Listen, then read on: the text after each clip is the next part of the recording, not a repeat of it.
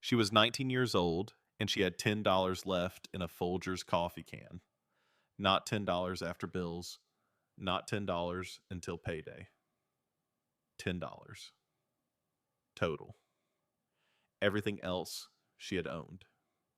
Everything else she had saved had gone to cover a dead man's debts. A man who had been her father and who had loved her in the only way he knew how, which was quietly and from a distance and without ever quite saying so out loud. She was standing on a dock in southern Louisiana in the early morning, and the air was thick and warm and smelled like dark water and something green and alive underneath it. The sun had not fully risen yet. The bayou was the color of pewter flat and still, and the cypress trees along the far bank stood in the water like patient sentinels, their roots submerged, their branches draped with Spanish moss that moved in a small, slow breath of wind. She had never been here before. She had never been south of Mississippi. She had never stood next to water this quiet, this wide, this old. She had a backpack over one shoulder and a duffel bag over the other. The coffee can was in the front pocket of the backpack, where she could feel its weight against her hip with every step. She was thin in the way that people get thin when they have been working hard and not eating enough for a long time. Her hands were calloused. Her boots were worn at the heel. Her dark hair was pulled back, and she wore the wool sweater that had belonged to her father. A green canvas-colored thing too big for her that smelled faintly of motor oil and the particular kind of soap that hardware stores sell in the big orange blocks. She had worn it every day since she packed it into the duffel bag. It was the only thing of his she had kept. The man at the end of the dock was named Dex Pruitt. He was in his early 50s, lean and weathered, with the kind of face that spends most of its time outdoors. He looked exactly like his older brother Stellan, except that Stellan kept his gray, mostly trimmed, and Dex let his go where it wanted. He was standing with one hand on a dock piling and a cup of coffee in the other, and he was looking at the same pewter colored water that she was looking at, and he did not say anything when she walked up beside him.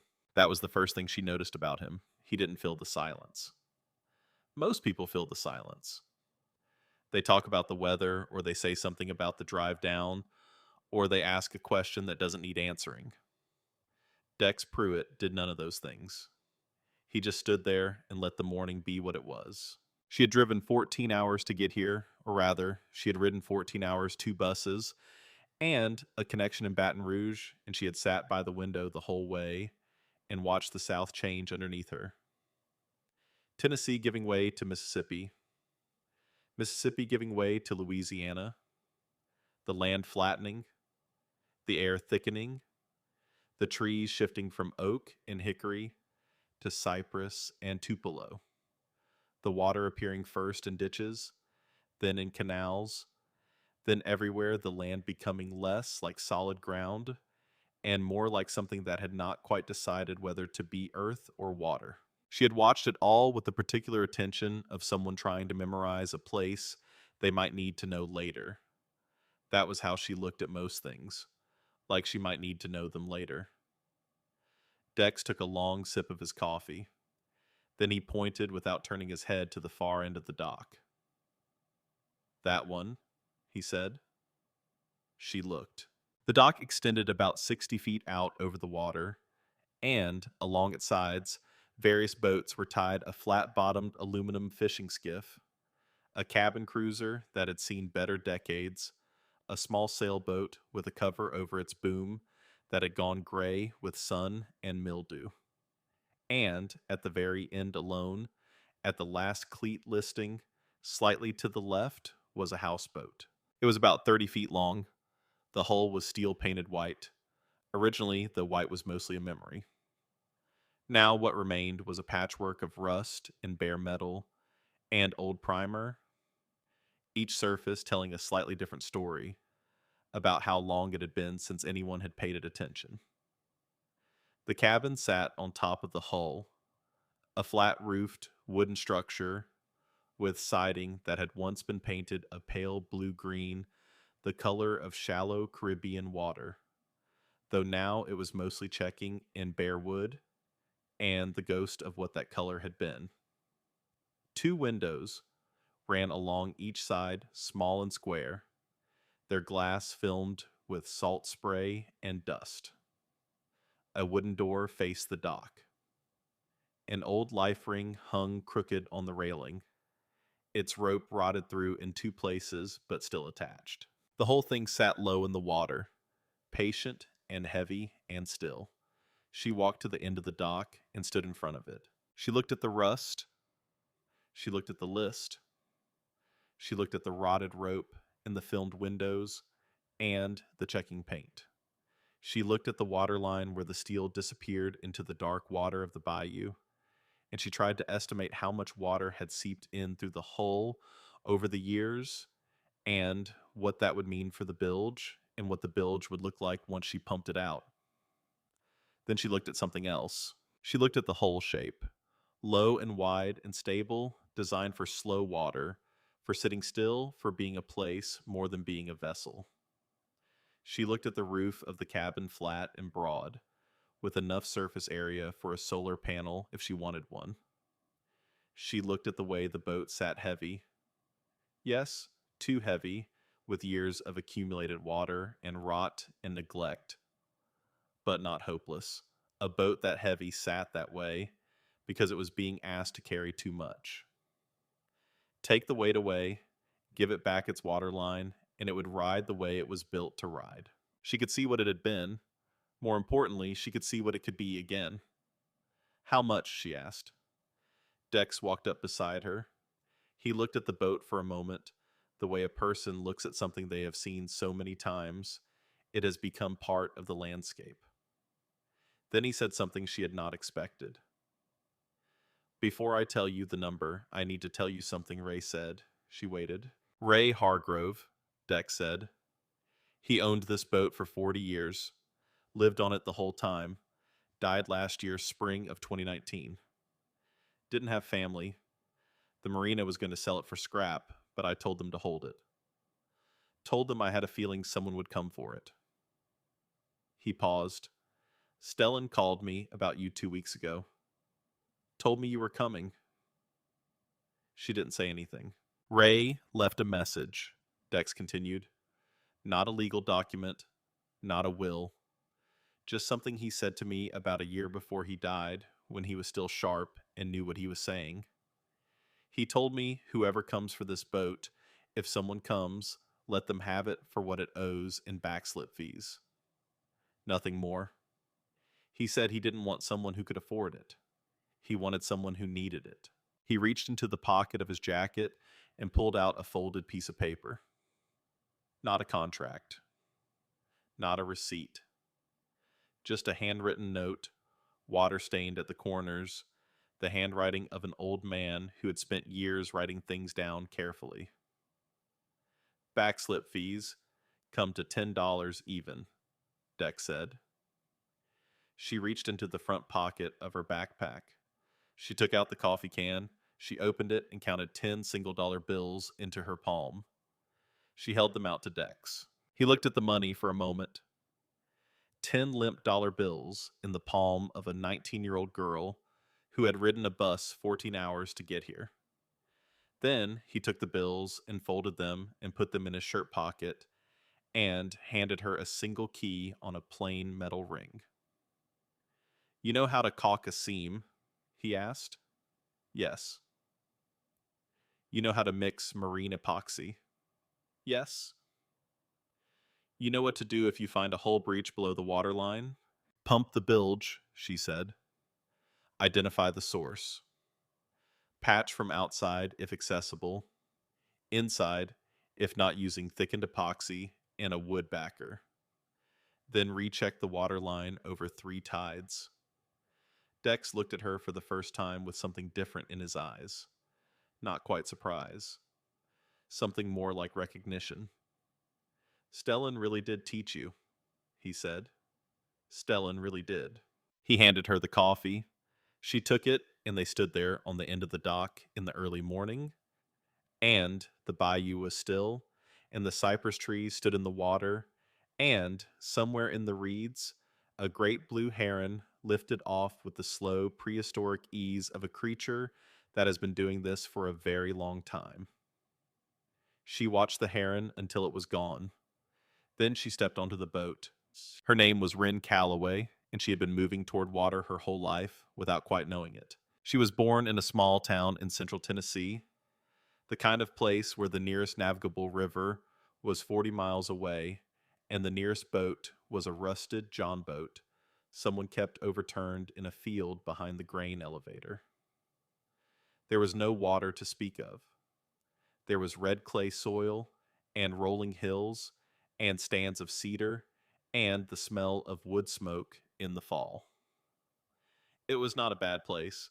It was simply a place that had nothing to do with boats. And yet Wren had been drawing boats since she was old enough to hold a crayon. Her mother Adeline saved them. This is the detail that matters. Not just glanced at them and set them aside. Not just smiled at the smeared crayon lines, saved them. Put them in a folder in the kitchen drawer, added to the folder as the drawings multiplied and grew more detailed. By the time Wren was 9, the folder was an inch and a half thick. Crayon sailboats with crooked masts, marker houseboats with stick figure smoke coming from chimneys.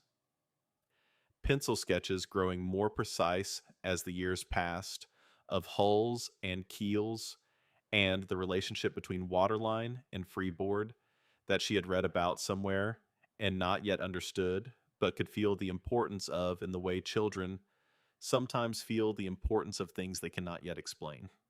She could not explain it. She just drew boats. Adeline Calloway died when Wren was 11 years old. A car accident on a state highway in early November on a Tuesday evening when the roads were wet with the first cold rain of the season. She was driving home from the grocery store. She was 34 years old. She had 2 paper bags of groceries in the back seat and a library book on the passenger seat and a full life in front of her, and then she didn't. Wren found out at school. The principal came to her classroom and said her name quietly, and she knew from the way he said it, the careful, softened way that adults say a child's name when they are about to change that child's life forever, that something had broken that was not going to be fixed. Her father, Royce Calloway, was a maintenance man at the county high school. He was a quiet man, methodical. He knew how to fix things, boilers, plumbing, electrical panels, the long list of mechanical systems that keep an old school building running. He was not demonstrative. He did not say much. He showed up and he did what needed to be done, and he went home, and that had always been enough. After Adeline died, Royce continued to show up. He continued to do what needed to be done. He packed Wren's lunches. He attended her school events. He kept the house clean, which he had always done anyway, because he could not abide disorder. He did all the things that a father is supposed to do, and he did them consistently and without complaint. But something inside him had stopped. Not immediately, not all at once, the way a power outage happens, sudden and total. Gradually, the way a fire goes out when no one tends it. Ember by ember. Month by month. Until what was left was gray and cold and gave no heat. Wren watched it happen over the years and did not have the words for what she was watching. She only knew that the man who lived in the house with her was less present each year than he had been the year before. Not absent. Present, sitting at the dinner table, watching the evening news, answering her questions in complete sentences. But not reachable. The way some radio frequencies exist but won't resolve into signal no matter how carefully you tune the dial. She could locate him. She could not reach him. She stopped trying to reach him somewhere around the time she turned 15. It hurt less to stop than to keep failing. At 16, she got a job. The marine supply store was 30 miles from town. It sat beside a 2-lane state highway in what amounted to a large corrugated metal building with a gravel parking lot and a handmade sign that said Pruitt Marine Supply and Repair. And below that, in smaller letters, ST 1987. It sold boat parts, fishing gear, life jackets, bilge pumps, rope, marine grade, electrical wire, fiberglass cloth, and resin bottom paint, and gel coat, the entire catalog of components that go into keeping a boat running. All of it smelling faintly of salt water and petroleum distillate, even though this was Tennessee and the nearest salt water was 500 miles south. Stellan Pruitt had run the shop since his father retired in 2001. He was in his early 50s, stocky and deliberate, with the careful hands of someone who had been taking machinery apart and putting it back together for most of his life. He had spent 3 years in the Coast Guard in his 20s and had come home to Tennessee with a deeper understanding of the sea than most landlocked states produce. He had a gift for teaching, which he exercised sparingly because not many people came to him wanting to actually learn. Wren came to him wanting to learn. This was immediately apparent and immediately interesting to him. She was not trying to impress anyone. She asked questions only when she had exhausted what she could figure out herself. She read the parts catalogs in the back room during her breaks. She took notes on index cards and kept them rubber banded in her back pocket. Within 3 months, she knew the inventory better than employees who had been there for years. Within 6 months, she could answer most customer questions without looking anything up. Within a year, Stellan had started teaching her things he did not usually teach employees: how to splice a 3-strand line, how to read a tide chart, how to identify a boat's hull type from its silhouette, how to diagnose an overheating outboard by the color of the smoke. He taught her the thing that mattered most in practical terms, though he delivered it simply as an observation rather than a lesson. A boat is a system, he said one afternoon while they were rebuilding a carburetor at the workbench in the back. Every part of it relates to every other part. You have to understand the whole thing, or you'll keep solving the wrong problem. That's true of boats. It's also true of most other things. She wrote it on an index card. She kept that card. What Stellan gave her was not just mechanical knowledge, though the mechanical knowledge was real and deep and would serve her for the rest of her life. What he gave her was a framework, a way of looking at broken things and understanding that broken things can be fixed, and that fixing them is a matter of diagnosis before it is a matter of repair. Understand the system, find the source, work outward from there. She applied this framework to boats. Over time, she would apply it to everything else. She worked at Pruitt Marine Supply for 3 years. She saved almost everything she earned. The money went into the Folgers can in the back of her closet, which had been her mother's can, which still smelled faintly of coffee grounds, no matter how many times she had cleaned it. By the time she turned 18, she had $880 in the can. By 19, she had $1,140. Then her father died. Royce Calloway died on Wren's 19th birthday. Heart attack. He was sitting in his recliner watching the evening news at 6:30, which was where he always sat at 6:30.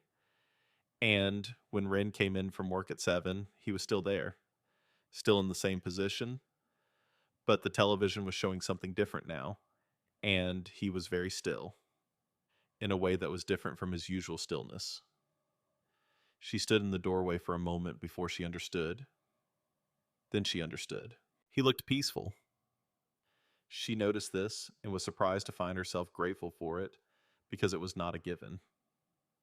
He had been carrying something heavy for 8 years, and she had watched it wear him down, and she had worried in the quiet back part of her mind that the weight of it would be the thing that showed on his face at the end. But it didn't. He looked like himself, more like himself perhaps than he had in years. the way a person looks when they have finally put something down. She called 911. She answered the question she was asked. She did what needed to be done. The landlord, a man named Orville McCready, who owned a handful of rental houses in the county, came by 2 days after the funeral. He was not unkind about it. He said his son in law needed the house and that he was sorry for her loss and that the rent was paid through the end of the month, which gave her 21 days. He said it like a man who had practiced saying it in advance, which she suspected he had. She nodded. She had been expecting something like this. She spent the first week sorting through her father's things. There was not much to sort Royce. Kalaway had lived lightly, owning only what he needed and maintaining everything carefully so that nothing wore out faster than it should. She boxed the clothes for goodwill. She found his tools and kept them. She found his old fishing equipment, 2 rods, a tackle box, a pair of waders, and put them in the donation box, then took them out again, then put them back in. In the end, she kept the waders because they had his name written inside the collar in black marker. Not for any practical reason. Just because seeing his handwriting in unexpected places felt like finding him briefly in the things he had left behind. She was in his bedroom on the 3rd day clearing out the dresser when she found the tin. It was an old metal tin with a lid, the kind that cookies come in at Christmas, painted with a winter scene that had faded to soft pastels over the years. It was in the bottom drawer of his dresser, under a folded wool sweater that she recognized as the one he wore when he worked outside in the cold. She opened the tin. Inside was a folder. The folder was pale green, the kind with a clasp at the top that schoolchildren use for reports, and it was thick, thicker than she expected, and when she opened it, she understood why. Drawings. Her drawings. Every boat drawing she had made as a child, from the early crayon ones with the impossible proportions and the wide enthusiastic lines to the more careful pencil sketches from her early teens. Dozens of them, organized by approximate age, the earliest on top, the later ones underneath. Her mother had kept them in a kitchen drawer, and when her mother died, her father had kept them in a tin in the bottom of his dresser, under the sweater he wore when he worked outside, where they would be safe. He had never mentioned the folder. Not once in 8 years had he said, "I kept your drawings." Not once had he opened the tin and taken out the folder and set it on the table between them and said, "Your mother kept these, and so I kept them too, and I keep them because they are the most you thing I have." He had just kept them, quietly, in a tin, under a sweater. She sat on the edge of his bed with the folder in her lap and did not move for a long time. Then she put the folder carefully back in the tin and put the tin in her backpack and went back to packing. The bill came on a Thursday afternoon, a week after her father's funeral. A man named Garrett Wick, who had the careful, practiced face of someone who delivers bad news professionally, knocked on the door and handed her an envelope with a return address from a collection company in Nashville. Inside the envelope was a statement. Her father had borrowed money not from a bank, but from a private lending service, the kind that charges rates that banks are not permitted to charge, and collects in ways that banks are not permitted to collect. The loan had been taken out 4 years ago. The reason for the loan was not stated on the statement, but she would later learn from a neighbor who had known her father longer than she had that it was medical, a procedure in the year after Adeline died that Royce's insurance had not covered, and that he had paid for by borrowing from the first lender who would have him. He had been paying it down for 4 years. He had not told her because it was his debt and his responsibility, and telling her would have been asking her to share a burden she had not agreed to carry. This was consistent with how he did everything. The balance remaining was $3,200. She looked at the statement for a long time. Then she went to the closet and got the Folgers can and counted the money out on the kitchen table. $1,140. She counted it again. Same number. She had 21 days left in the house. She had $1,140 in the can. She had a backpack and a duffel bag and a tin of boat drawings in her father's green wool sweater. She called Garrett Wick back and made an arrangement. She would pay $1,000 now as a settlement. He said the company's policy was to accept no less than full payment.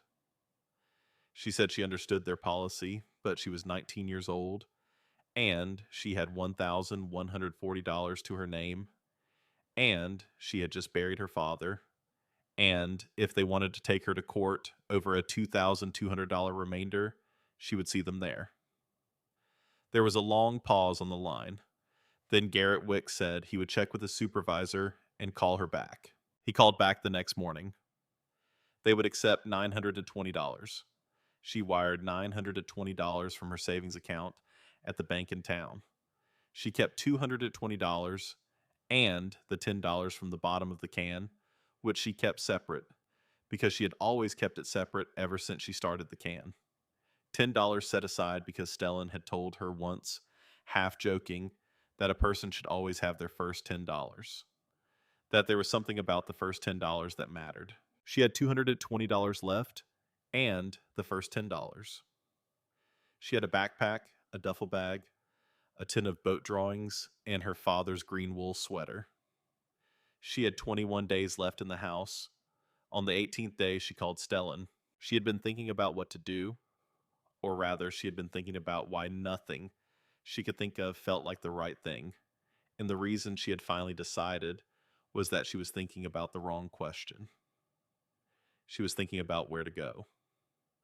The more useful question was where she was already going, where she had always been going, where the thing that pulled her the water, the boats, the specific gravity of a hull in dark water, had always been pointing. Stellan listened to everything she told him. He asked 3 questions and did not interrupt. When she was finished, there was a pause, and then he said, "My brother Dex runs a repair shop on the Atchafalaya, on the bayou outside of Bro Bridge. I called him about you 2 weeks ago, actually. Before your father passed. I had a feeling." Another pause. "He's got something I think you should see. Call him before you go to the station." She called Dex. The conversation was short. He gave her an address and a time. She packed the rest of her things into the backpack and the duffel bag. She cleaned the house, not because she was required to, but because leaving something clean was the kind of thing her father would have done, and she was, in the end, more her father's daughter than she had ever let herself admit. She took the tin of boat drawings out of her backpack and held it for a moment, thinking of putting it in the donation box just to see if she could. She could not. She put it back in the backpack. She stood on the front porch with both bags and looked at the door for a long moment. The house was a small white clapboard house with a concrete front step and a yard that her father had kept cut short. There were no ornaments in the yard, no decorations on the porch. It was exactly as much house as it needed to be, no more, no less.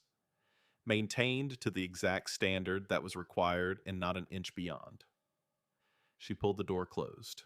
The bus from Tennessee to Louisiana took 11 hours with the connection in Baton Rouge, and she sat by the window the whole way and watched the country change the way she always watched things carefully, committing it to memory, trying to understand the system underneath the surface. Tennessee rolled south into Mississippi. Red, clay hills, going softer and flatter, the trees thinning and changing the air, getting heavier as the elevation dropped toward sea level. Mississippi became Louisiana, somewhere south of Baton Rouge, and the world went flat and wet and old. The highway lifted onto elevated sections where the road was built on pilings above black water. The cypress trees appeared first singly, then in stands, then in the broad, swampy forests that define the Atchafalaya Basin, their knees rising from the water in rough circles, the Spanish moss hanging from every branch in the long gray curtains that move in any breeze, no matter how small. The light changed here. That was the first thing she noticed. The light came through the moss, and the cypress leaves in layers filtered and green gold and slow the way light moves through water. Even on the bus, even through the window, she could feel it. This was a place that lived in a different relationship with time. Not slow exactly, patient. The way very old things are patient because they have been here long enough to understand that most urgency is temporary. She changed buses in Baton Rouge, and the second bus was smaller and older, and the seats had the particular worn quality of seats that have held a great many people on long trips. She sat by the window again.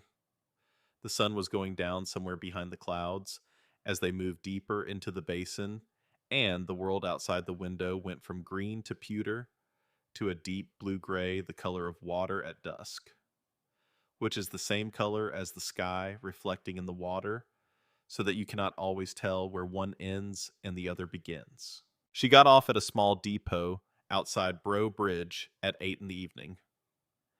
Dex Pruitt was waiting in a dented green pickup truck with the engine running. He did not say much on the drive to the shop. He drove with one hand on the wheel and one elbow out the window, and the warm night air came in, and the headlights cut through the darkness over a 2-lane road lined with cypress and live oak. She did not try to fill the silence. She was comfortable with silence, which was something Royce Calloway had given her without meaning to. When you spend years living with a man who communicates mostly through his presence and his competence rather than his words, you learn that silence is not the same as emptiness. Sometimes silence is the most honest thing a person has to offer. The repair shop came into view around a bend. A large, open-sided wooden building with a corrugated metal roof and floodlights hanging from the rafters, illuminating the interior in the flat, bright way that work lights do. Several boats were pulled up inside on trailers or blocks. The smell of marine epoxy and sawdust and diesel reached her before she was out of the truck, and something in her settled the way it always settled around the smell of boat work. A physical ease, a sense of being exactly where she ought to be. Then, Dex pointed her to Dock 7, and they walked out on the dock in the dark. And there was the houseboat at the far end, listing slightly in the black water. And she had looked at it the way she looked at everything. She was trying to understand, and she had taken the measure of it. And then when Dex told her what Ray Hargrove had said, not $10, because that was what the market would bear, but $10. Because Ray had wanted someone who needed it, who had no other option, who had arrived with nothing but the right instincts and the willingness to use them. She had understood something that she could not quite put into words. Something about how some gifts are designed. How some people spend years quietly arranging for the right thing to reach the right person, not in a dramatic way, not in a way that requires acknowledgement, just by setting the conditions and then waiting. She stepped onto the boat, the deck shifted under her weight. A small living motion, the water beneath the hull, moving to accommodate the new presence on the boat. She stood still for a moment and let the boat find its new balance. It did, settling into a gentle, almost imperceptible rhythm. She walked to the cabin door and put the key in the lock and turned it. The door opened into a small dark room, 10 feet by 12 maybe. A built-in bunk along the starboard wall, the mattress ruined with moisture and age, a galley counter with a propane stove that was corroded beyond use, a folding table and 2 chairs. A few cabinets built into the walls, the wood swollen with years of humidity. The air inside smelled of mildew and the sweet, faint rot that water-damaged wood develops when given enough years. She stood in the middle of the cabin and turned slowly. Through the small windows, the bayou was just visible. Black water, black trees, the far bank, a dark line against a slightly less dark sky. The light that came through the windows was the blue gray of a Louisiana night, and the cabin was small around her, its surfaces close on every side, the ceiling low. She put her bags on the table. She took off her backpack and set it on the floor. She reached into the front pocket and took out the Folgers can, and she opened it and looked inside. Two $20 bills, a 10, two fives, and some singles. Plus the original 10 she had always kept separate at the bottom. She had $10 that was hers and $210 that she had to make last until she figured out the next thing. Not much. Barely anything. But she was standing in a room that moved. Very slightly, barely perceptibly, but undeniably the floor shifted, the walls shifted, the whole small world of the cabin breathed in and out with the water underneath it. She had drawn boats since she was old enough to hold a crayon, and she had never understood exactly why. Never been able to explain the pull, but standing here in this broken, listing, mildew-smelling room at the end of a dock in Louisiana, with $220 to her name, she thought she might be starting to understand. It was the movement, the living quality of it. The fact that a boat is never perfectly still, never completely fixed to one place. It floats. It moves with what's underneath it. You can tie it to the dock, and it will still move because the water moves, and nothing that floats on water is ever entirely motionless. A boat does not pretend to be solid ground. It is honest about its relationship to the world. It says, I am held up by something that is always moving, and I will move too, and that is not a flaw, that is the whole point. She took out her sleeping bag and spread it on the floor, clear of the rotten mattress. She took out the tin with the boat drawings and set it on the table. She took off her father's green wool sweater and folded it and put it under her head as a pillow and lay down on the floor of the cabin. Outside the bayou was alive with sound.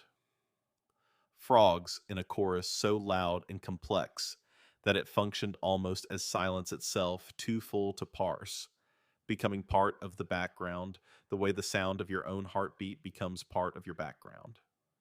An owl called from somewhere in the cypress. Something large moved in the water, close to the hull, a single heavy splash, and then silence again, or rather the return of the frogs. She lay in the dark and listened to the bayou and felt the floor move very slightly under her back. The first thing she had to do in the morning was the bilge. She already knew this. The bilge would be full of water, and the water would have to come out before she could assess the hull from inside, and the bilge would tell her what the hull had been doing for however many years it had been sitting here, without anyone to tend to it. The bilge always told the truth about a boat. Everything else could look fine from the outside, presentable, plausible, and the bilge would tell you what was actually happening. She thought about her father's dresser, the bottom drawer, the tin under the sweater. He had kept every drawing. Not some of them, every one. From the earliest crayon lines that barely resembled boats at all to the careful pencil sketches she had made at 13 while reading a library book about hull design. He had kept them in order.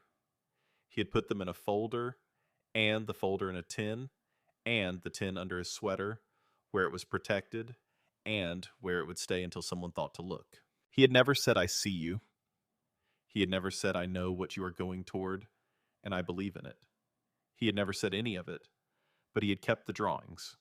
She lay on the floor of the houseboat in the dark, and the bayou sang around her, and the floor moved with the water beneath, and she thought about her father, and she thought about a man named Ray Hargrove, whom she had never met, who had spent 40 years on this same moving floor. And she thought that some people carry everything they mean to say in silence, and that the silence is not absence, but a kind of holding a careful daily act of keeping something safe until the right moment, even if the right moment never comes while they are still alive to see it. She fell asleep to the sound of frogs and moving water. In the morning, she would begin. She started with the bilge. This was not sentiment. This was not ceremony. It was simply the correct order of operations, the thing that any competent marine technician would do first when assessing a boat that had been sitting in water without maintenance for an unknown period of time. The bilge was the lowest point of the boat, the place where everything collected water that seeped through the whole water, that condensed on cold surfaces, and ran down water that came in through fittings that had dried and shrunk over years of neglect. The bilge told you what the boat had been doing when no one was watching. It was in this sense the most honest part of any vessel. She woke before sunrise. The bayou outside was still in the gray. Pre-dawn, the frogs quieter now, the owl gone. The darkness thinning at the edges, the way darkness does when it has finished its work for the night. She lay on the floor of the cabin for a moment and felt the boat moving under her, that small, constant living motion. And then she got up and put on her father's green wool sweater and went to work. She found the bilge hatch in the cabin floor. It was a square of plywood set flush with the floorboards, with a recessed metal ring pull that had gone dull with oxidation. She worked her finger under the ring and pulled. The hatch came up with the particular sucking resistance of something that has been sealed by moisture and time, releasing a smell that was dark and organic and very old. The smell of standing water in wood that has been wet for years, and the particular underground quality of enclosed spaces that have not seen light in a long time. She shone her flashlight down into the bilge. The water was about 8 inches deep, in the color of strong tea, dark brown, with suspended particles that moved in small, slow currents when disturbed. She could see the bottom of the hull through the water steel, rust streaked, with several areas where the rust had gone deep enough to pit the surface. Nothing that looked like active penetration. Nothing that looked like the hull was about to give way. But the rust was extensive, and it would need to be addressed before anything else could happen. First, the water. She did not have an electric bilge pump. The bilge pump that had come with the boat was seized, its impeller fused with rust, its housing cracked along one side. She had seen this when she looked at the mechanical inventory the previous evening. So she used what she had, which was a large coffee can she found in one of the galley cabinets and a 5-gallon bucket she borrowed from Dex's shop, and she bailed. She knelt over the bilge hatch and scooped water with the can and poured it into the bucket and emptied the bucket over the side of the boat and came back and did it again. The work was slow and cramped, and her back protested within the first 20 minutes. Her spine curved at the angle required to reach into the bilge from above. She ignored the protest. The work was the work. You did it until it was done. It took 2 hours and 40 minutes to bail the bilge dry.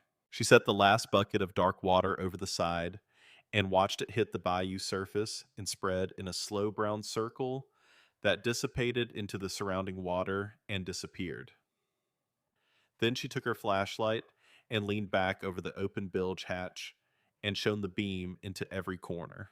The rust was worse than it had looked through the water. There were 2 areas along the port side of the hull where the pitting had gone deep, and one area at the stern where an old repair had been made. Sheet metal screwed to the interior of the hull over what must have been a breach.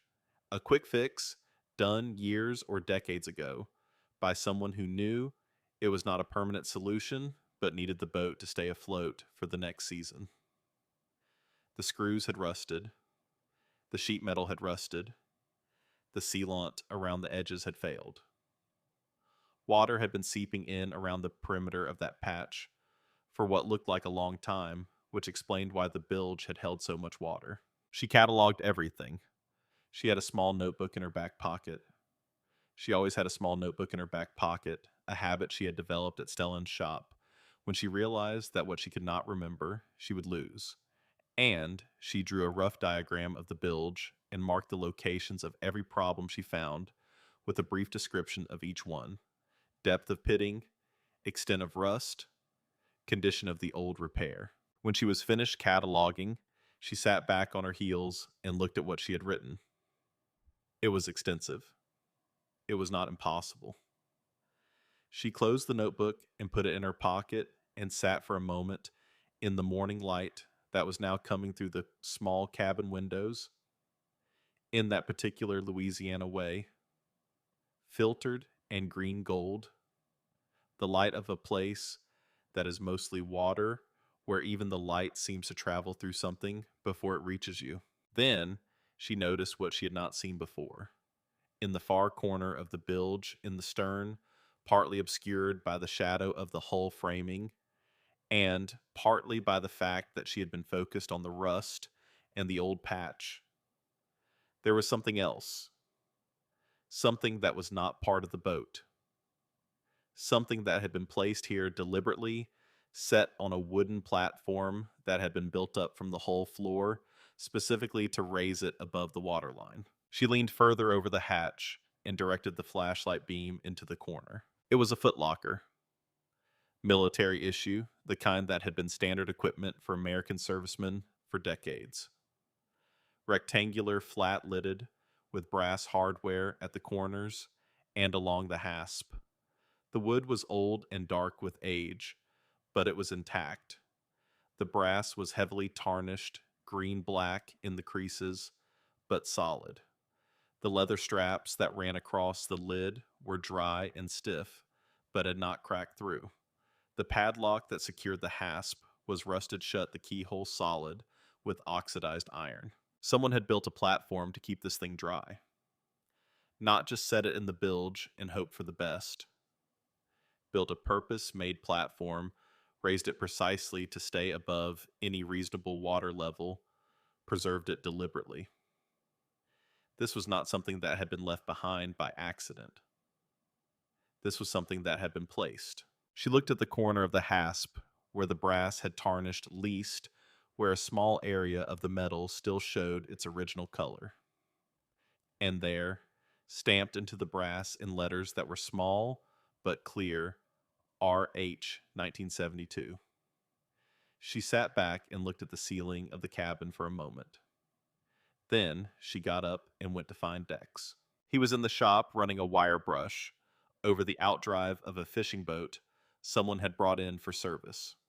He looked up when she came through the wide opening of the shop building, and something in her face told him this was not a routine question. She told him what she had found. He set down the wire brush and wiped his hands on a shop rag and followed her back to the houseboat without a word. He looked down into the bilge for a long time. She watched him look at the footlocker, watched him read the stamp on the hasp, watched something move across his face that was not quite readable. Not surprise exactly, but something like the settling of a long-held uncertainty. R.H., she said. Ray Hargrove. Yes. Dex was quiet for a moment. USMC, he served from 1966 to 1972. 6 years. He didn't talk about it. Not ever. Not to anyone. Not that I knew of. Not to my brother. Not to me. He would talk about being a Marine, the way you might talk about having gone to a particular school. Yes, I was there. Yes, it was part of my life, but not about what happened there. He paused.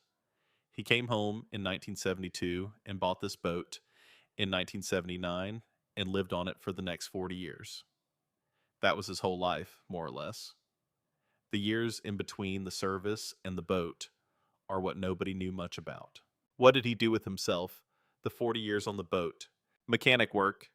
He ran his own small engine repair out of a shop in Breaux Bridge. Diesel engines, outboards, industrial equipment. He was good at it, apparently. Reliable. Showed up, did the work, charged fair prices. People trusted him. Dex looked at the footlocker again. He retired around 2010 or so when his hands started going. Arthritis. After that, he just lived on the boat and moved slowly and came into town when he needed to. Last few years, he was pretty solitary. Verleen checked on him. That was about it. Nobody else. Aldous some. Old man who knew him from before. They'd sit on the dock together sometimes. He straightened up. I didn't know that was down there. I want to be clear about that. I've worked on this boat twice in the last 15 years, outboard motor once, and a through hull fitting the other time, and I never knew that was in the bilge. He looked at her. It's your boat. What do you want to do? She had already decided. She went to the shop and found a hacksaw and came back to the boat. She lowered herself carefully into the bilge. It was tight, the space between the hull sides, and the center line barely wide enough to work. And she braced her feet on the hull framing and got the blade of the hacksaw against the shackle of the padlock and began to cut. It took 11 minutes to cut through the shackle. The blade bound twice, and she had to back it off and come at the angle differently. And by the time she was through, her shoulders were shaking slightly from the effort of working in the confined space. She cut the shackle free and dropped it into the bilge beside her and set the hacksaw on the rim of the hatch above. She unbuckled the leather straps. They were stiff and resisted at the buckles. The leather dried to rigidity after years of storage, and she had to work each one slowly to avoid cracking it. Then she lifted the lid. The smell that came out was old paper and dried cloth, and the particular smell of metal that has been enclosed for a long time. Not unpleasant, not musty, but deep and sealed. The smell of something that has been waiting. The inside of the lid was lined with a thin layer of oilcloth that had been glued in place, probably as additional moisture protection. The oilcloth was dry. It had done its job. Inside the footlocker, arranged in careful rows, were canvas bags.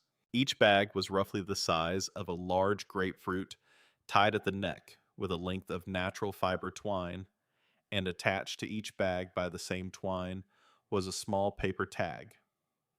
Each tag had a year written on it in ink.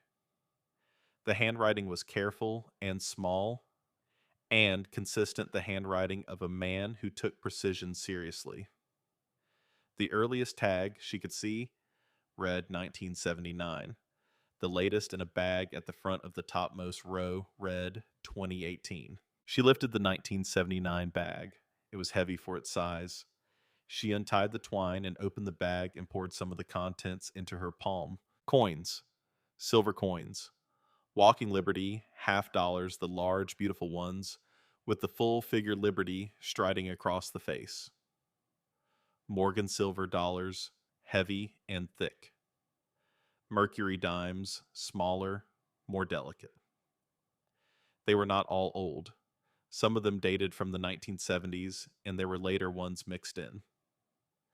But they were all silver, all selected for their metal content rather than their face value, all deliberately chosen and deliberately saved. She opened another bag, more silver with some paper money mixed in the bills folded in half, and held with a rubber band that had gone brittle and snapped when she touched it, the bills fanning loose into the bag like freed pages.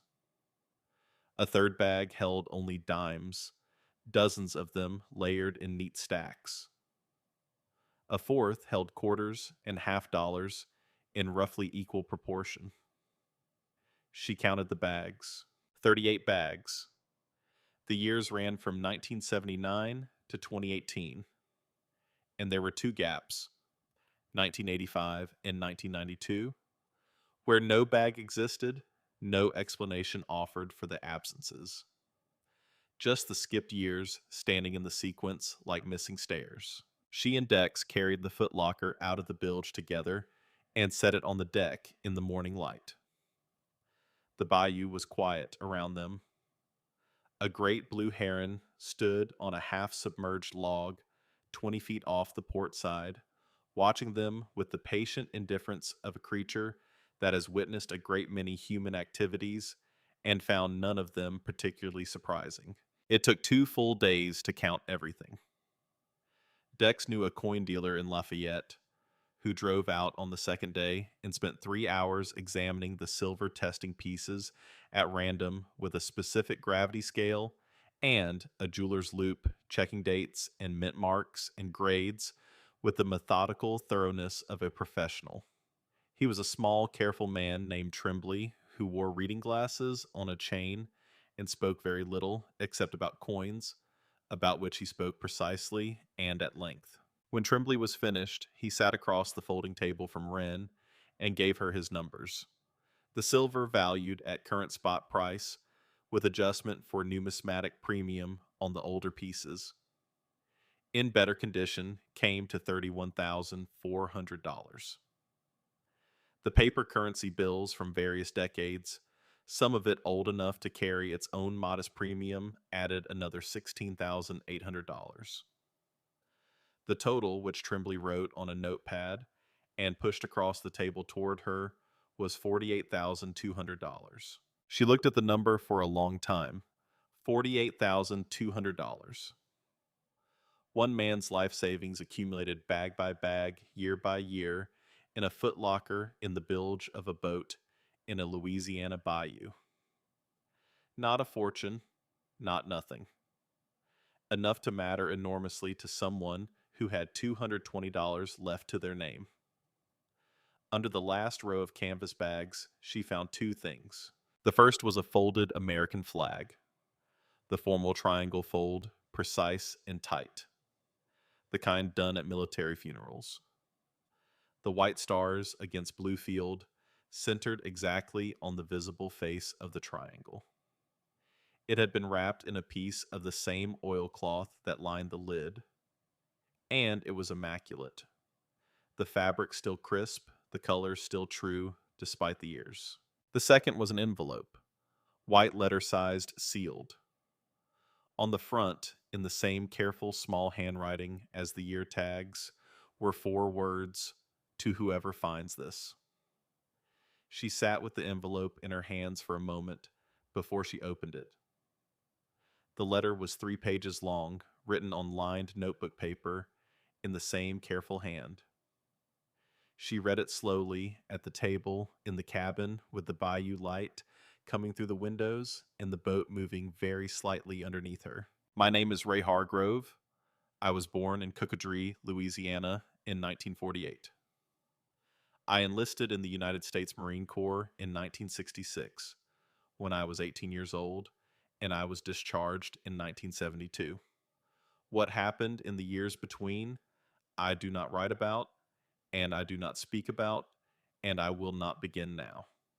I will only say that I came home in 1972 with a head full of things I could not put down, and the only place I ever found where I could put them down was on this boat, on this water, where the world was quiet enough to think and small enough to handle. I bought this boat in 1979 for $400. She was in bad shape then, too. I fixed her. She has carried me a long way without ever moving from her slip, which is a thing I have thought about often over the years. Every year since 1979, I saved what I could in a canvas bag. I wrote the year on the tag and put the bag in the footlocker. Some years were lean. 1981 was very lean, and 1985 and 1992. I could not save anything at all, and those years have no bags. Other years, I saved well. The total of everything in this footlocker is not a large sum by most standards. By mine, it is everything. I have no family. The men I served alongside are mostly gone. I had a dog named Calhoun who lived on this boat with me for 14 years and who is buried in the cypress grove behind the marina. And I have thought at low moments that Calhoun was the best friend I ever kept. I do not say that with self-pity. It is simply the accounting. I am leaving this to whoever finds it because there is no one specific to leave it to. And because I believe. I have always believed, though I cannot prove it, that the right things find their way to the right people if you arrange the conditions correctly and then step back. I arranged the conditions. I stepped back. If you found this foot locker, you came onto this boat for a reason. Maybe you needed a place to be. Maybe you were trying to build something. Maybe you were lost in the particular way that people get lost when the things they depended on are gone and the new things haven't arrived yet. I was all of those things once, and some of them more than once. I hope this helps. The boat is a good one. She will carry you further than you think. Take care of her. Ray Hargrove, October 2018. She read the letter twice. Then she folded it carefully along its original creases and put it back in the envelope and set the envelope on the table. She sat with her hands flat on the table surface and looked at the envelope for a long time. The bayou outside was very quiet. A small wind moved through the Spanish moss on the far bank, and the gray curtains shifted and swayed and went still. Something moved in the water close to the hull, a fish or a turtle, or the slow underwater passage of something larger, and the boat shifted slightly in response, a small adjustment, a breath. That night she did not sleep. She lay in her sleeping bag on the cabin floor. She had not yet replaced the mattress, and the floor suited her. Anyway, she had always slept better close to the ground, and the bayou sang outside, and the boat moved under her, and she thought. She thought about Ray Hargrove, a man born in Louisiana in 1948, who went to war at 18 and came home at 24 with something in his head that he could not name and could not put down except on the water. A man who had fixed boats for a living because boats were honest systems. Because if you understood the system, you could fix the system because the work gave you something to do with your hands and something to think about that was not the other thing. A man who had saved money year by year in canvas bags and stored it in his bilge, not because he was miserly, but because he had no one to spend it on and no ambition for things only for the quiet. A man who had arranged in the last years of his life to leave everything he had to whoever needed it most. She thought about her father, Royce Calloway, who had fixed the same boiler in the same school basement for 25 years, who had packed her lunches and attended her events and kept the house clean, and never once in 8 years of widowhood and slow disappearance said anything to her that could be called an explanation, who had kept her boat drawings in a tin under his sweater, who had borrowed money to pay a medical bill and paid it back for 4 years in silence and died before he finished leaving the balance for her to find. The similarity between them hit her somewhere in the chest, in the particular place where things hit when they are true rather than just thought. Ray and her father were not the same man. Ray had found his way to something the boat, the bayou, the slow accommodation with whatever he carried, and her father had not, or had not found it fully, had found only the partial version of it, the kind that keeps you functional but does not keep you warm. But the shape of them was the same silence, the same language that communicated through actions rather than words, through saved drawings and canvas bags, and a flag folded tight in a footlocker, through things left behind rather than things said aloud. Both of them had said everything they meant to say, just not in words.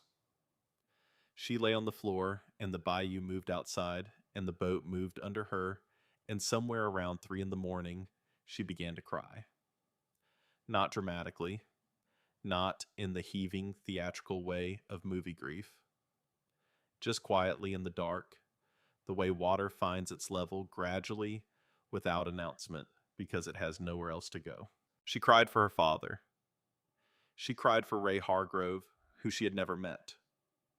She cried for the version of her father who might have found his bayou, his boat, his quiet water, and didn't. She cried for the drawings in the tin, for the bags with their careful year tags, for the 2 missing years, 1985, 1992, whose stories she would never know. She cried until there was nothing left to cry, and then she lay still and listened to the frogs. In the morning, Verlene came. Verlene had appeared 2 days after Wren arrived, the first time without announcement. Simply a woman in her 60s pulling up in a white pickup truck with a cooler in the bed, walking down to Dock 7 with a mason jar of something warm and setting it on the deck railing and saying with the directness of someone who does not waste time on preamble, "You must be the girl Dex told me about. I'm Verlene. I brought you gumbo. You need to eat." She was a broad-shouldered woman with iron gray hair, cut short, and the permanently tanned face of someone who has spent most of her life outdoors in Louisiana.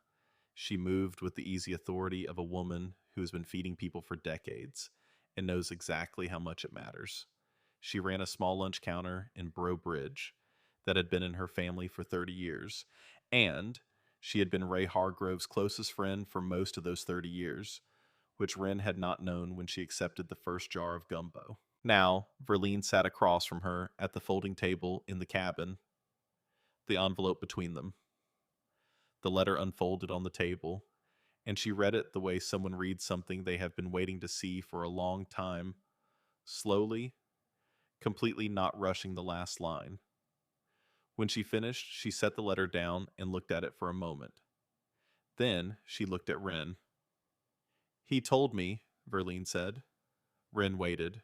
"He told me about the footlocker. Not everything. Not what was in it, not the exact amount. But he told me it existed." This was 2015. He was 67, and he knew his health was starting to turn, and I think he wanted someone to know without wanting anyone to do anything about it. She paused. "He said there is something on the boat that I am leaving for whoever comes for it. He said the boat will know who it is." He was not a mystical man in most respects, but he said that. He said the boat will know. "And he told you not to say anything." "He told me not to interfere." Those were his words. "Do not interfere.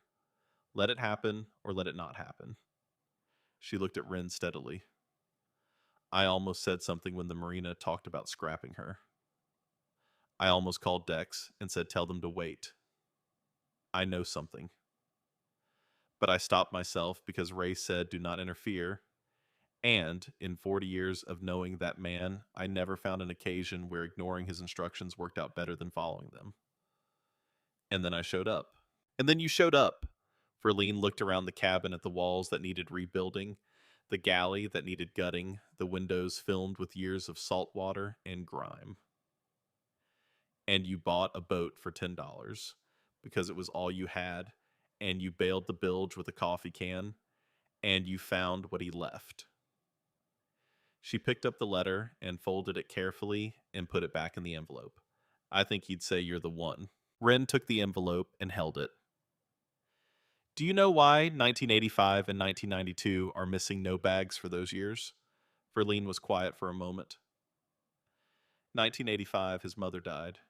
He drove up to New Orleans for the funeral and came back and didn't speak to anyone for 6 weeks. I know that because my mother told me she knew Ray from before I did, from when he was a young man in the neighborhood. A pause. 1992, I don't know. He never said, and I never asked. Some years are private, even between friends. She stood up and looked at Wren in the direct, assessing way of a woman who has decided something. "You going to fix this boat?" "Yes." "You know how, most of it. Dex will help with what I don't." "Good." Verlene picked up her purse from the floor. "I'll be back Friday with gumbo. You're too thin." She started the hull work the following week. Dex brought a portable crane on a flatbed trailer, and they hauled the houseboat out of the water. On a Tuesday morning, the bayou releasing it slowly, reluctantly, water sheeting off the hull as it came up the steel, emerging from the dark water in sections.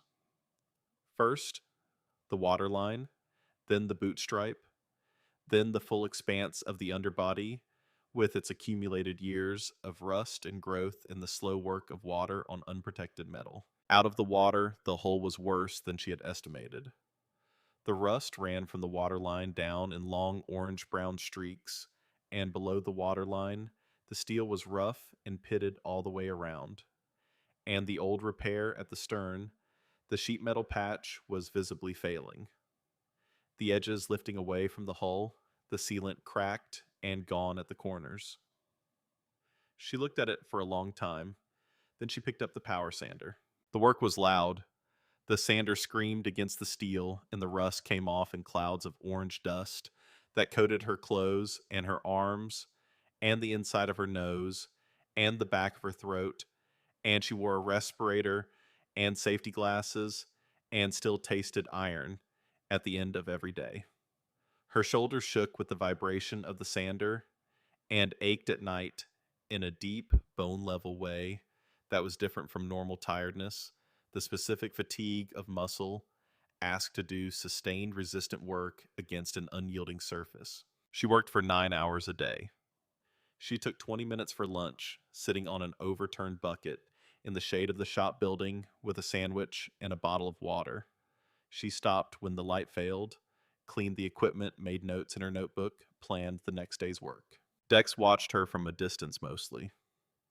He offered help when she asked, which was not often, and advice when it was genuinely needed, which was occasionally. He had the gift of knowing when to step in and when to step back, and he stepped back more than most. He taught her one crucial thing, standing beside her one afternoon as she prepared to mix the marine epoxy for the first major patch. He showed her the ratio of resin to hardener, showed her how to mix it, not just stirring, but folding, working the mixture against the sides of the container to incorporate thoroughly without adding air. And then he described the consistency she was looking for. Like peanut butter, he said. The natural kind, not the processed kind. Dense enough to hold its shape when you put it where you need it, but loose enough to key into the surface. If it runs, it's too thin. If it balls up, it's too thick. He handed her the mixing stick. You'll know when it's right. She mixed it. It took 3 attempts over 3 different days before the consistency felt right without her having to think about it before the mixing became something she did correctly, the way she did other skilled things. Not by following steps, but by feel. The old stern patch came off with a grinder and a pry bar, revealing the breach it had been covering for what turned out to be, based on the rust pattern underneath, somewhere between 15 and 25 years. It was a 6-inch oval hole in the hull, steel, the edges soft with deep pitting. The surrounding metal compromised for about 2 inches in every direction. She cleaned it to bare metal, treated the pitting with phosphoric acid, let it cure, and built it up layer by layer with thickened epoxy, feathering each layer into the surrounding steel, the way Dex showed her working outward from the center building, a repair that was not just a patch, but an integral part of the hull again. It took 11 days to complete the hull work. 11 days of grinding and treating and patching and fairing and priming. When she was done, the hull was bare steel from the waterline, down coated in 2 layers of epoxy primer gray, and dense, bonded to the steel like a second skin and ready for paint. She chose a dark blue for the top sides. Not exactly dark blue, deeper than that, the kind of color that looks different at different times of day. In morning light, it was the blue of deep ocean water. In afternoon sun, it was almost black with a blue edge. At dusk, it was the color of the sky over the bayou, just after the sun went down the 20 minutes of color between day and dark. The paint mixer in Bro Bridge was a man named Remy, who had been matching custom marine colors for 30 years, and who looked at her for a long moment when she came in and then disappeared into the back of his shop and came out with a color card and held it up. This one, he said, this is what you're looking for. She looked at the color. It was exactly right. She did not know how he had known. 3 quarts fout, she said. She painted the hull in 3 coats over 4 days. And when the last coat was dry and she stood back and looked at what she had, the boat was already different. Not finished, the cabin was still original, and failing the windows still filmed, the fittings still corroded, but the hull was transformed. The deep blue caught the afternoon light and held it. The boat looked like something that had decided to stay. Deck stood beside her when she looked at it. 35 years I've been working on boats, he said. I've never seen a first hull job come out like that. He didn't add anything. He didn't need to. The cabin came next. She gutted it completely, pulled the rotten plywood siding off in sections, removed the corroded wiring, took out the failed propane stove. She filled 3 contractor bags with mildewed insulation and the accumulated debris of 40 years of single occupancy. Old magazines, broken tools. A coffee mug with the handle missing a half-used tube of marine sealant that had gone solid in its container. When the cabin was stripped to the steel deck and the framing, she could see what she was working with. The steel deck was sound. The framing lightweight steel angle iron welded to the deck was mostly good, with 2 sections at the bow that had rusted enough to need grinding and treatment. The shape of the cabin was good. Low and efficient, with enough height to stand upright, but not so much as to make the boat top heavy. She rebuilt the walls with marine-grade plywood and cedar siding, laying the cedar horizontally in the way that sheds water rather than holds it, filling the cavities between studs with closed-cell spray foam insulation that Deck sourced from a supplier in Lafayette. She framed 2 new windows on each side, larger than the originals, properly sealed with butyl tape and bedded with marine sealant designed to let light in rather than just allowing an approximation of it. She cut a skylight opening in the roof, 12 inches by 24 positioned, so that the morning light coming in from the east would fall directly onto the center of the table she intended to build. She mounted a proper marine skylight unit, tempered glass with a deadlight seal, and an opening sash for ventilation.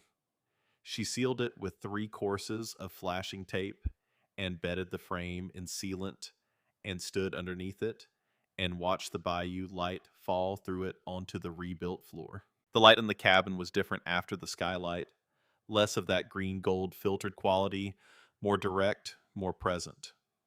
But still Louisiana. Still that layered patient quality that the light had here, as if it understood that there was no rush. She rebuilt the galley with marine plywood counters, a new propane stove, properly vented, with a shutoff and a CO detector mounted on the ceiling above it, a stainless sink with a hand pump connected to a 30-gallon freshwater tank mounted beneath the counter. She replaced all the wiring with marine-grade cable color-coded red positive yellow, DC green ground. She ran it neatly strapped to the framing at 12-inch intervals, terminated at a proper breaker panel mounted beside the cabin door. She built a solar panel mount on the roof welded angle, steel angled south at 15 degrees for the Louisiana latitude, and connected a single 200-watt panel to a charge controller and a 100 amp hour AGM battery bank in a sealed compartment she built beneath the bunk. Enough power for lighting the water pump, the bilge pump, and a phone charger. Not luxury. Sufficiency. The furniture she built from cedar and pine, pieces that fit the space exactly because she measured and planned before she cut. A built-in bench along the starboard wall that opened for storage.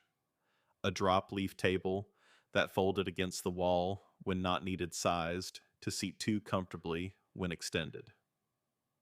A bed fitted precisely to the bow, the widest point of the cabin, with drawers built into the base for clothes. Bookshelves on every available wall, narrow and deep enough to hold books without letting them fall, fitted with a small lip to keep them in place when the boat moved. She installed a small composting toilet behind a cedar partition in the stern corner, vented through the hull with a proper deck fitting. She mounted the old life ring from the railing, back in its place, replaced the rotted rope with new line, centered it on the port side. She kept Tilden's life ring. She kept the peeling frame around the cabin door, painting around it rather than replacing it, because there were limits to how much of the original thing she wanted to erase. She cleaned the brass corners of Ray's footlocker, working the tarnish out with a soft cloth and brass polish until the corners showed their original warm gold. She oiled the leather straps with neat's foot oil until they were supple again. She placed the footlocker under the bed in the storage space she had designed for it, positioned so that she could see it when she made the bed in the morning. The brass corners catching the light from the skylight, the leather straps dark and smooth, the lock hasp without its lock open now accessible, the flag and the letter she kept inside, along with the bag from 1979, the first one the beginning. 8 months from the morning, she had bailed the bilge with a coffee can and a bucket. The houseboat was finished. She lowered it back into the water on a Thursday morning in January 2021. The crane took it slowly, the deep blue hull descending toward the surface of the bayou, and then the hull touched the water, and the water accepted it, and the boat settled to its waterline. Exactly. Its waterline, the boot stripe sitting precisely at the surface, and floated. She stood on the dock and watched it float. Behind her, Dex was coiling the crane cable. Verlene was standing at the shore end of the dock, with her arms crossed, and her face doing something complicated. Old Aldous, who had started coming around 2 months ago, was sitting on an overturned bucket with his hands on his knees, looking at the boat the way old men look at things they have waited a long time to see. The boat sat on the water in the morning light, the deep blue hull catching the sun, the cedar cabin glowing warm against the gray-green of the bayou. The skylight winked. The new fittings shone. The old life ring hung in its place on the railing, the new white line bright against the weathered teak of the railing cap. It was still Ray Hargrove's boat. The bones were his. The shape was his. The 40 years of his life had soaked into the steel and the wood in a way that sanding and painting could alter but not erase. She had not made a new boat. She had given back to an old one what it had been before time, and neglect had taken it. There is a word for this. The word is not renovation. The word is not transformation. The word is restoration. And the difference matters. The boat floated. This sounds simple. It is not simple. A boat that has been hauled out of the water, stripped to its bones, rebuilt from the hull up and returned to the water, is not the same object it was when it went in. It has been tested in the most fundamental way. A boat can be tested, taken apart, and put back together. And when it floats, when it sits at exactly its waterline, with no list and no visible stress, and no water coming in where water should not be, that floating is a verdict. It means the work was done correctly. It means the system holds. She stood on the dock for a long time and watched it float. Dex coiled the crane cable behind her and did not say anything. Verlene stood at the shore end of the dock with her arms crossed, her face doing something complicated that Wren had come to recognize over 8 months as Verlene's version of emotion. Not expressed outwardly, held inward, visible only in small adjustments of the jaw and the eyes. Old Aldous sat on his overturned bucket, with his thick hands on his knees, looking at the boat the way men of his age look at things they have been waiting a long time to see confirmed. The deep blue hull sat in the water, and the morning light moved across it in the particular Louisiana way, layered and green gold and patient, and the cedar cabin glowed warm against the pewter surface of the bayou, and the skylight caught the sun and sent a small bright signal across the water like a heliograph. She walked to the end of the dock and stepped aboard. The deck held. The boat shifted to accommodate her weight with the familiar small adjustment she had felt every morning for 8 months, but differently now. Before the boat had shifted reluctantly, a weighted waterlog shift, the movement of something carrying too much. Now it was a clean adjustment, a vessel responding to load the way it was designed to respond, balanced and easy, finding its new trim and settling there. She unlocked the cabin door and went inside. The cabin smelled of cedar and curing sealant and the faint mineral smell of new wiring insulation. The morning light came through the skylight in a clean column that fell across the folded drop leaf table and the edge of the built-in bench and made a bright square on the cedar floor. The bookshelves were still empty, waiting. The galley counter was bare. The CO detector on the ceiling glowed green, a small green eye, steady and watching. She crouched down and looked under the bed. Ray's footlocker sat in its place, the brass corners catching the light from the skylight above. She could see the RH stamp on the hasp from here. She could see the oiled leather straps running across the lid. She had looked at it every morning for the past month, working it into her routine the way you work something important into your routine, not as a reminder exactly, but as an acknowledgement. This is where it began. This is what made the rest possible. She sat on the edge of the bed and looked around the cabin. 8 months of work. A complete hull restoration. A rebuilt cabin. New wiring, new plumbing, new galley, new windows. Every system functioning, every surface sound. She had done most of it herself, learning what she didn't know as she went, making mistakes and correcting them, building up the knowledge that can only be built by doing a thing rather than reading about it. She was 19 years old when she had stepped onto this boat for the first time with a Folgers can and a backpack and her father's green wool sweater. She was 20 years old now. The sweater hung on a hook beside the cabin door where she could reach it in the morning without thinking. She sat in the cabin and listened to the bayou, and the bayou gave back the sound it always gave. Layered, patient, alive with small movements and distant calls. The sound of a world that has been doing what it does for a very long time, and will continue doing it long after any particular human presence on its surface has come and gone. She felt something settle in her chest. Not happiness exactly, though happiness was part of it. Something more structural than happiness. Something that had to do with being in the right place, which is different from being in a comfortable place, or a safe place, or even a good place. The right place has a specific quality that you cannot manufacture and cannot argue yourself into. It either fits or it doesn't. And when it fits, your body knows before your mind does. She thought, this is it. This is the place. Then she got up and started making coffee on the new propane stove because she had a full day's work ahead of her at Dex's shop, and sentiment was fine in its place, but coffee was necessary. The community had been finding its way to her for months. This was not something she had sought or engineered. It had happened the way most things in the bayou happened, gradually, without announcement, through accumulation rather than event. Someone noticed that she showed up every day and did her work without drama.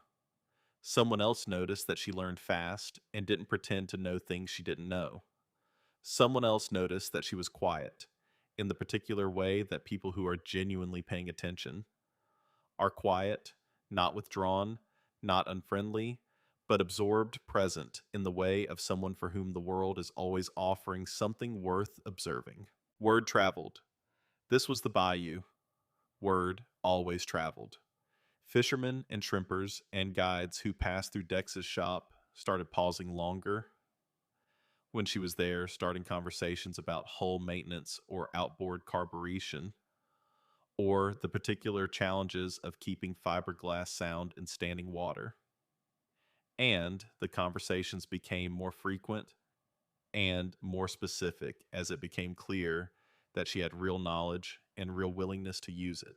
A craw fisherman named Buddy, who worked the shallow water within half a mile of the marina, showed up at her dock one morning with a 5-gallon bucket and a handful of chicken necks and gave her an informal lesson in setting traps. He showed her where the crawfish ran in early morning, how to position the traps along the bank, where the bottom changed from mud to shell, how to check them before the herons got there, how to cull the catch, and return the small ones to the water. Within 3 weeks, she had 6 traps set in rotation and enough crawfish to keep herself fed twice a week. She boiled them in a big pot on the propane stove with cayenne and bay leaf and half a bottle of whatever beer Dex had in the shop refrigerator. And she ate them on the deck in the evening, watching the sun go down through the cypress trees, cracking the shells with her hands, and throwing the discards into the bayou where the catfish were waiting. She started working at Dex's shop part-time in exchange for slip fees and shop access. This had been his offer from the beginning, and she had accepted it on the grounds that it was fair and that she could not afford to pay slip fees in cash. She worked 4 days a week, 6 hours a day, doing hull prep and mechanical work on the boats that came in for service.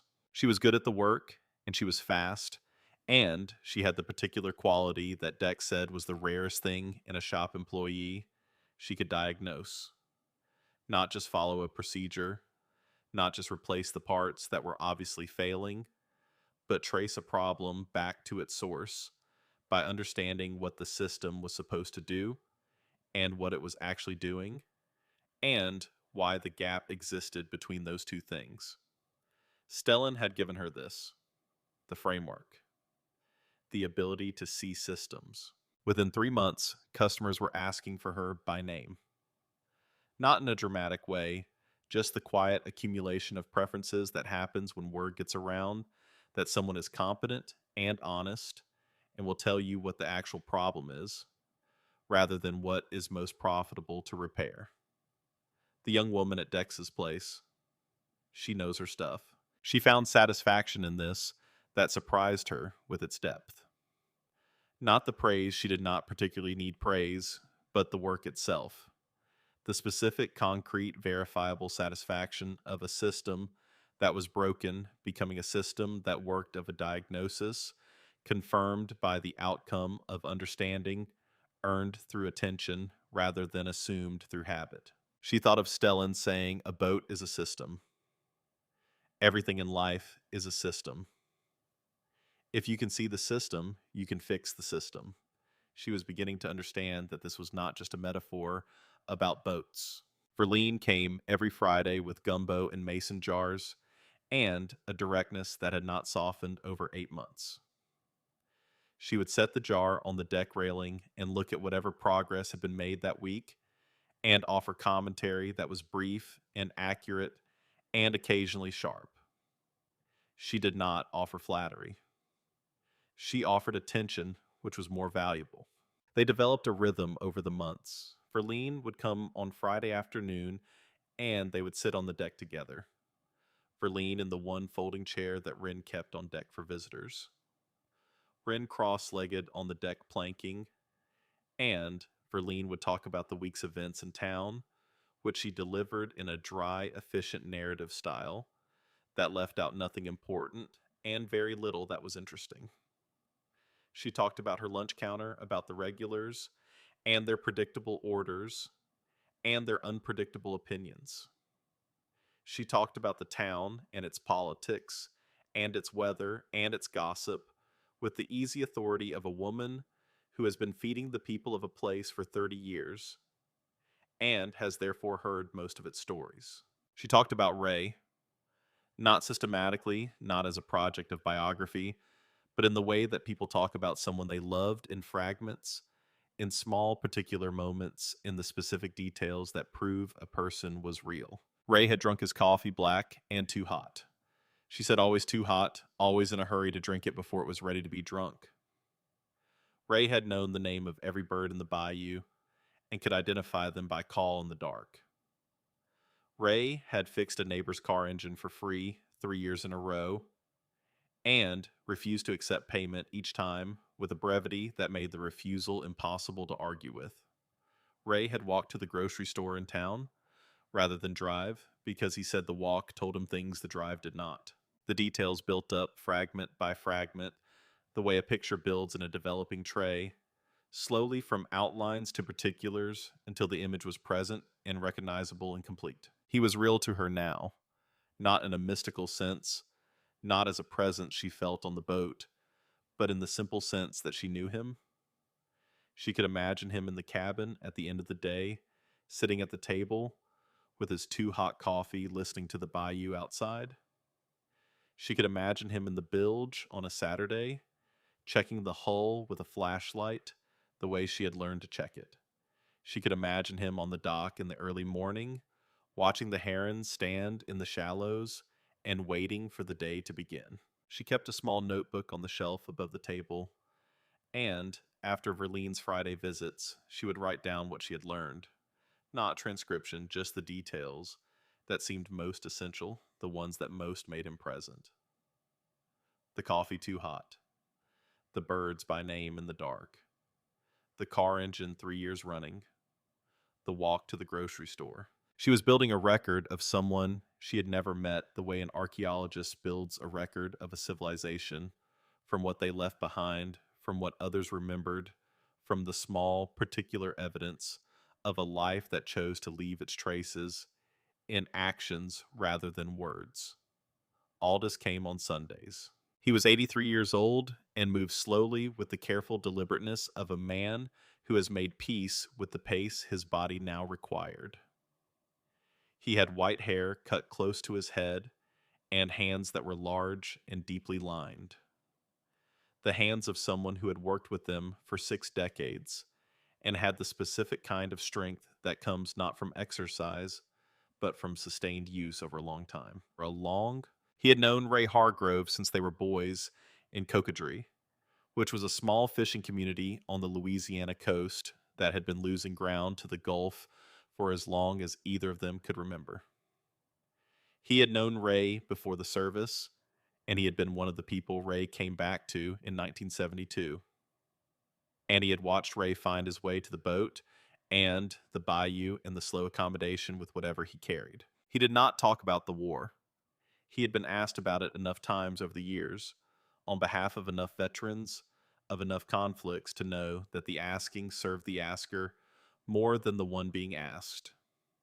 He talked about Ray the way Verlene talked about Ray, in particulars, in the specific remembered moments that proved a man had been real. He told her about Ray as a boy, quick and curious and always getting into something, always taking things apart to see how they worked, always reading things, always acquiring information that he would then deploy at unexpected moments in conversation. He had been that kind of boy who becomes that kind of man, self-educated, broad, genuinely interested in how the world worked at a mechanical and natural level. He told her about Ray coming home in 1972, the way he had been different, not damaged, Aldous said. Carefully, he used that word deliberately with some precision because he had thought about it over the decades and wanted to use the right word. Not damaged. Changed. The way that everyone who goes to war is changed because war is a kind of extreme education. And you cannot unlearn what it teaches you. And what it teaches is not transferable in the way that other knowledge is transferable. It sits in you in a particular location, and it does not move. Ray had found the boat, and the boat had given him something to put the thing into. Not a cure, a container. A place where the thing could exist alongside the rest of him without overwhelming the rest of him. The water helped. The silence helped. The work helped.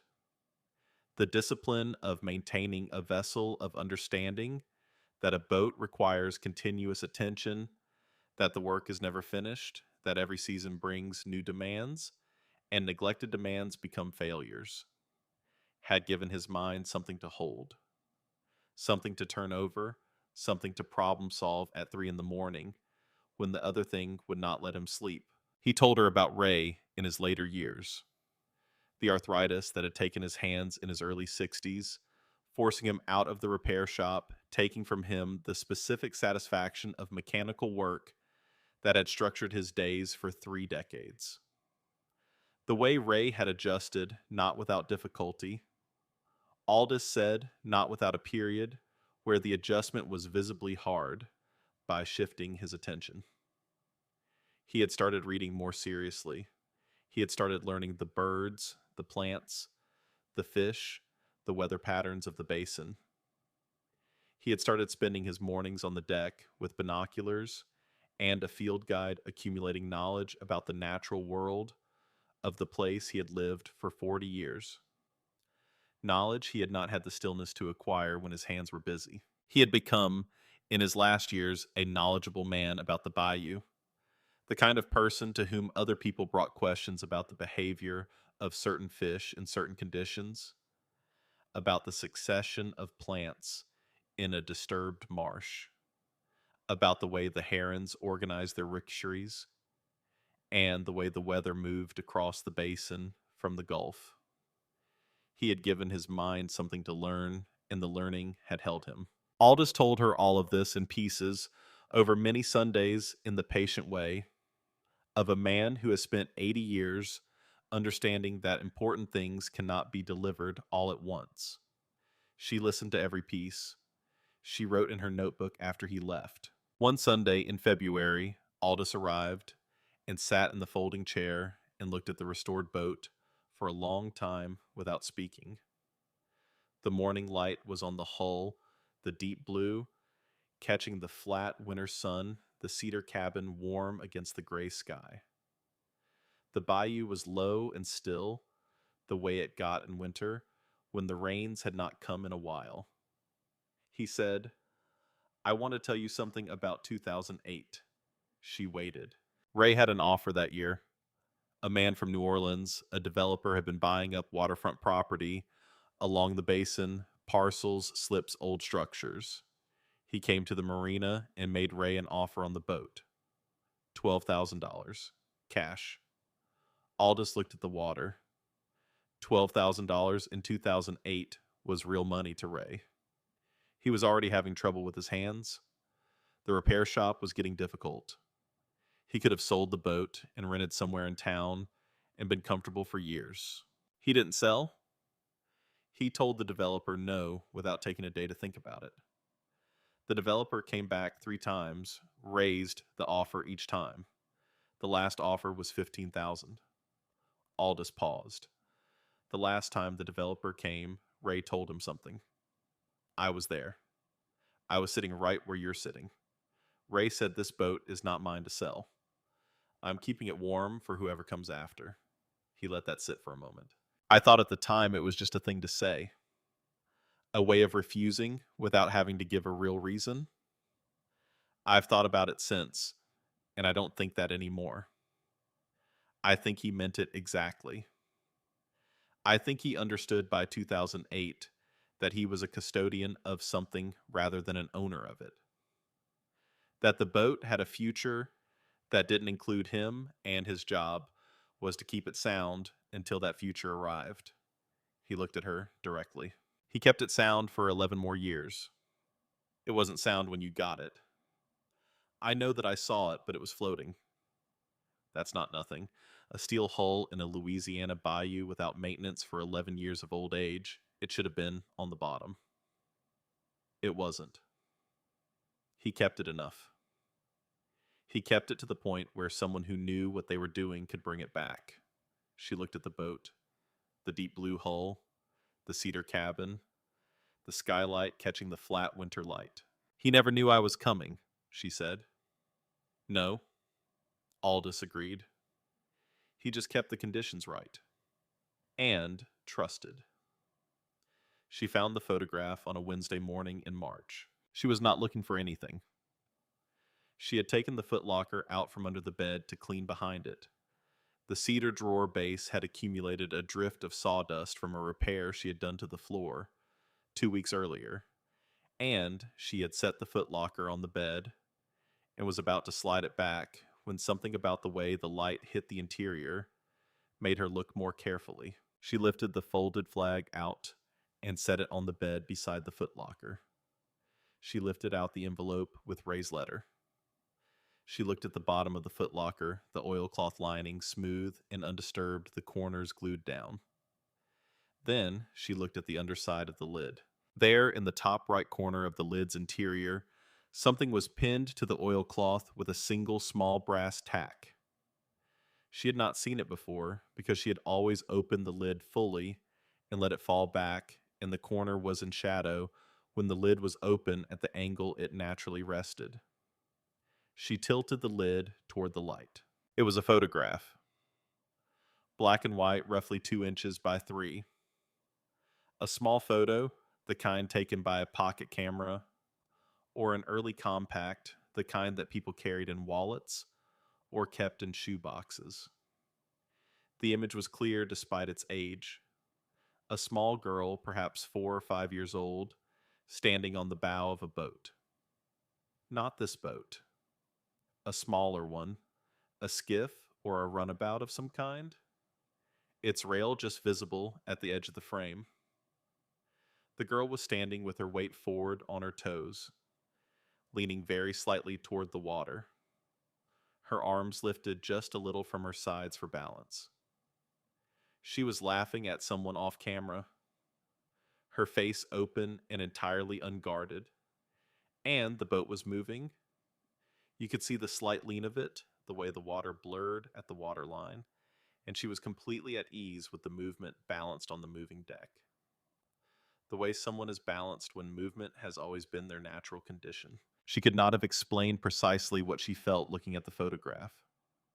Something large and quiet, like the feeling of a door opening in a room you didn't know was there.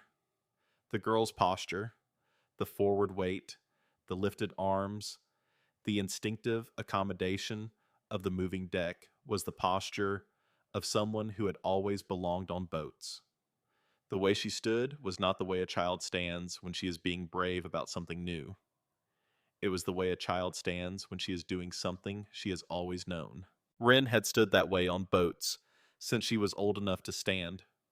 She removed the tack carefully and held the photograph in the light. On the back, in a hand that was not Ray's careful small handwriting, a different hand, larger and rounder. A woman's hand she thought someone had written a single word and a place. Cocodrie, 1954. She turned the photograph over and looked at the girl again. Cocodrie, Louisiana, the town where Ray Hargrove had been born in 1948. The girl would have been 4 or 5 years old in 1954, born around 1949 or 1950, which meant she was not Ray himself. A sister, perhaps? A neighbor's child. Someone whose name he had never written down, whose identity had been held only in his memory, and whose memory had died with him. She did not know who the girl was. She had no way of finding out. There was no one left to ask. Verlene didn't know. Aldous didn't know, and the other people who had known Ray well enough to have known his family were all gone before him. She sat with the photograph for a long time, the girl on the bow laughing balanced on the moving deck. Cocodrie, 1954. Kept for 70 years in a footlocker in a bilge, pinned to the lid with a brass tack looked at presumably, deliberately over decades when the lid was lifted and the light fell right. She thought about what it meant to keep a photograph for 70 years. Not in an album, not in a frame, not in a place where other people could see it and ask about it. Hidden, essentially. In a private archive, a personal record of what a life had held. You do not keep a photograph for 70 years unless it means something that cannot be adequately put into words. You do not pin it to the inside of a lid unless seeing it is something you need occasionally to do alone. She did not know the girl's name. She did not know her story, but she recognized the way she stood. She had always recognized it in the drawings she had made, since she could hold a crayon in the way she felt the moment She stepped onto a boat in the specific ease of a moving deck under her feet that had always felt less like balance and more like return. Some things you carry in the body before you carry them in the mind. She set the photograph on the table. Then she sat across from it and looked at it in the morning light coming through the skylight. Outside, the bayou moved in its slow, ancient way, the water dark and the moss drifting of the herons standing in the shallows, the whole living system of it going about its business, the way it had been going about its business for longer than anyone had been watching. Verlene came on Friday. Wren showed her the photograph. Verlene picked it up and looked at it for a long time. She turned it over and read the back. She looked at the front again. She set it down on the table. I don't know who she is, Verlene said. He never showed me a photograph like this. He never talked about his family much, his early childhood. He was from Cocodrie. I knew that, and I knew his mother died in 1985, and that it hit him hard. But who this girl is? She shook her head. I can't tell you. I'm not sure I need to know, Wren said. Verlene looked at her. I mean, I'd like to know, but I don't think it changes anything. She looked at the photograph on the table. He kept it for 70 years. That tells you what it meant to him. I don't need to know her name to understand that. Verlene was quiet for a moment. Then she said he would have liked you. He would not have said so. He would have found a way to be useful to you that was obviously practical and not obviously care. And he would have done it consistently, and he would have never explained it. She paused. Which is more or less how he cared about everyone. Wren thought about her father, the tin in the bottom drawer, the drawings in order earliest on top. I know that kind, she said. She brought Aldous down the following Sunday to show him the photograph. He held it in his large, lined hands and looked at it with the focused attention of a man going through a long internal catalog. She watched him look at it the way she had learned to watch faces quietly, without making it a thing, because people revealed more when they forgot they were being watched. She saw the moment he found something. It was subtle, a small tightening around the eyes, a brief stillness of the kind that precedes recognition, and then a slow exhaling, a settling. He did not say anything immediately. He continued looking at the photograph, and she let him look. I think, he said finally, slowly, that this might be his sister. He looked up at her. Ray had a sister. She was younger than him by a year or two. I think she would have been 4 or 5 in 1954. That fits. Her name was, I believe, Celeste. She died very young. Before I knew Ray, before any of us knew Ray. I only know because he mentioned her once one time in 60 years of knowing him, and he didn't give details, just said her name, and then went quiet in the way he went quiet when something was closed. Aldous looked at the photograph again. He must have been 5 or 6 when this was taken. Old enough to take a picture if someone handed him a camera and told him to. Ray, 6 years old on a boat in Cocodrie in 1954, pointing a camera at his little sister. Celeste on the bow, laughing, balanced entirely at home on the moving deck. A photograph taken once and kept for 70 years. Wren looked at the photograph on the table between them. The girl on the bow. The moving water. The lifted arms, the forward weight, the laughter. She thought about Ray on this boat for 40 years, lifting the lid of the footlocker to count his bags, or to add a new one, or just to check as people check things that are important to them. And every time the lid opened at the right angle, in the right light, he would have seen her. His sister on a boat laughing. Cocodrie, 1954.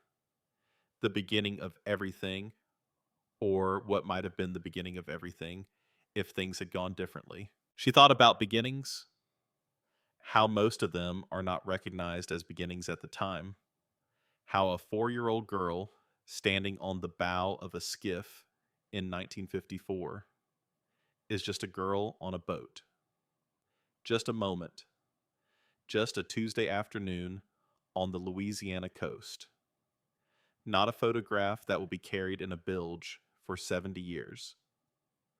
How a child drawing boats with a crayon is just a child drawing, not the first evidence of a direction that will take her 14 hours south on a bus to spend her last $10 on a rusted houseboat. You cannot see beginnings from inside them. You can only see them later from the other end of the distance they contained. She reached under the table and took out the footlocker. She set it on the table and opened the lid. The canvas bags inside were arranged the way she had arranged them after counting the oldest at the back, the newest at the front, the 2 missing years visible as gaps in the sequence. The folded flag was nested to the right. The letter in its envelope was tucked against the left inner wall. She took out a canvas bag from a shelf above the table. Empty, unused, she had found a box of them at Dex's shop. Old stock, the same style as Ray's, with the same natural fiber twine and the same small paper tags. She picked up a pen and wrote on the tag in careful, small handwriting, 2020. She tied the twine around the neck of the bag. She placed the bag in the footlocker in the front row beside the bag that said 2018. The last year Ray had made his deposit, the last year he had been well enough to go through the ritual of filling a bag and labeling it and adding it to the record. She looked at the 2 bags side by side. His last year. Her first year. The gap of 2019 between them, the year he died, the year the boat sat in the bayou without anyone to tend to it, the year between the end of one thing and the beginning of another. She closed the lid. She placed the photograph of Celeste on top of the footlocker, propped against the wall so that it faced the room. The girl on the bow. Cocodrie, 1954. She would find a small frame for it, she decided. Something plain and sturdy, the kind that did not call attention to itself. She slid the footlocker back under the bed, in the place she had built for it positioned so she could see the brass corners from the bed in the morning when she woke. That evening she sat on the deck as the sun went down over the bayou. The light was doing what Louisiana light does at the end of the day, coming apart into layers, the sky going from blue to gold to the deep amber orange of the last half hour before dark, the colors reflecting in the water so that the bayou held a whole sky in it. Mirror perfect in the stillness, the cypress trees silhouetted black against the brightness, the Spanish moss moving in a small, warm breath of wind. A great blue heron stood in the shallows 40 feet off the port side. It had been standing there for most of the past hour, motionless in the way that herons are motionless, not frozen, not rigid, but wholly present, wholly focused, committed to the long patience of waiting for the right moment to arrive. It had not caught anything. It showed no sign of concern about this. It simply stood, and the water moved around its legs, and the light changed above it, and it waited. She watched the heron and thought about patience. Not patience as endurance, not gritting through something difficult until it ends. Patience as presence. The heron's patience was not the patience of waiting for the bad thing to be over. It was the patience of waiting for the right thing to arrive, which required being fully, completely in the place where the right thing would arrive, attending to every signal the water and the light and the movement of small fish offered. Ray Hargrove had been patient this way. 40 years on this water attending. $15,000 refused because the boat was not his to sell. Canvas bags added year by year methodically, not because he expected anyone to find them, but because the practice meant something in itself. The annual reckoning. The acknowledgement that another year had passed and had been worth living through the physical act of folding money into a bag and tying it and writing the year and adding it to the record. Her father had been patient this way. 8 years of keeping a tin under a sweater in the bottom drawer of a dresser. 8 years of packing lunches and attending school events and keeping the house clean, not because any of it reached her in the way he needed to reach her, not because the silence was satisfactory, but because showing up was the only language he had, and he kept speaking it even when no one seemed to hear. She had been patient this way, though she had not known it. 16 years old on a bus to a marine supply store in Tennessee because something pulled her there. 3 years of memorizing catalogs and learning systems and saving money in a Folgers can. A bus ride 14 hours south because when everything else fell away, the pull remained. The pull was the patience. The pull was the practice. The direction you move before you understand why you're moving in it is the most honest thing about you. The heron lifted from the water. It rose with the slow, prehistoric elegance of a creature in absolute command of its own movement. The wings spreading wide, the long neck pulling back, the legs trailing, as it climbed above the line of cypress trees and turned south over the water and was gone into the amber light. She watched it go. The bayou settled back into its stillness. The reflection of the sky moved in the small wake the heron had left, and then the wake dissipated, and the mirror returned.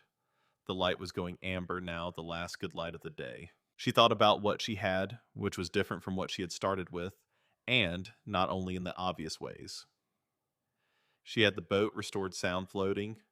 She had $31,000 left in the account in Bro Bridge after the materials and the expenses of 8 months. She had work at Dex's shop, and she had customers who asked for her by name, and she had learned enough in 8 months of daily work to know that she had not yet learned the most important things, which meant there was more ahead than there was behind. She had Verline and her Friday gumbo. She had Aldous on Sundays. She had Buddy and the crawfish traps, and the men and women of the bayou who had decided in the slow, unannounced way of people who had been watching carefully that she belonged here. She had the footlocker under the bed, the letter, the flag, the bags with their year tags, and the new bag she had added, and the photograph of a girl on a bow in 1954 who had laughed at the camera while the water moved under her feet. She had, for the first time in her life, a place that was hers. Not just a roof and walls. The rental house in Tennessee had been a roof and walls, and it had never been hers. This was different. This was the thing she had been drawing since she was old enough to hold a crayon. The thing she had been moving toward without knowing she was moving toward it. The thing that fit in the specific way that only the right thing fits. Some people find their place in the town they were born in. Some people find it in a profession their parents chose for them, or a family home, or a piece of land that their grandparents worked. Some people have to invent their place from almost nothing.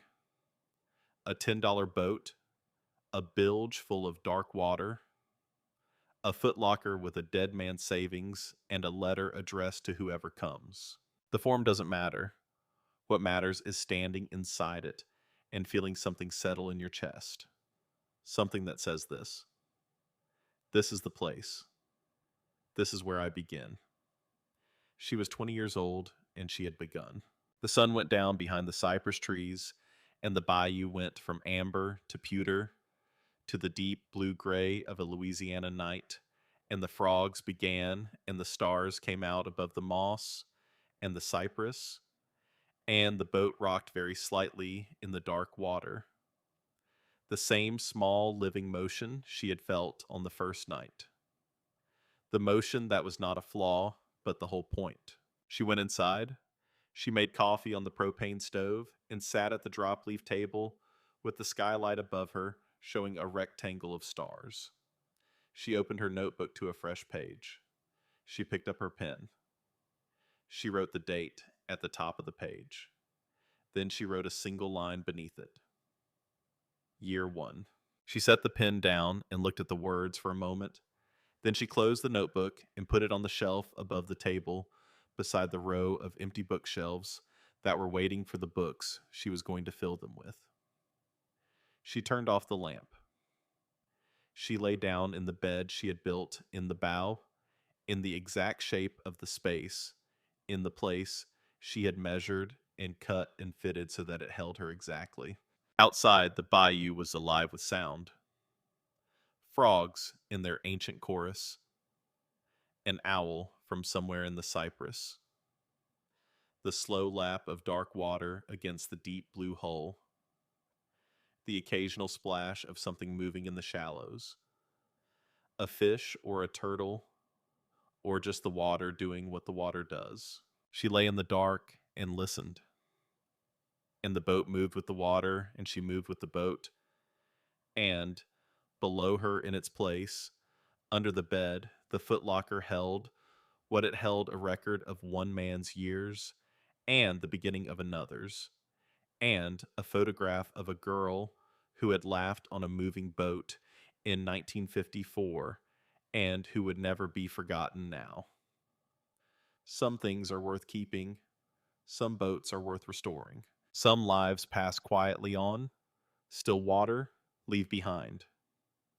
Exactly what they meant to leave behind, for exactly the person they meant to leave it for at exactly the right time. She closed her eyes. The bayou held her.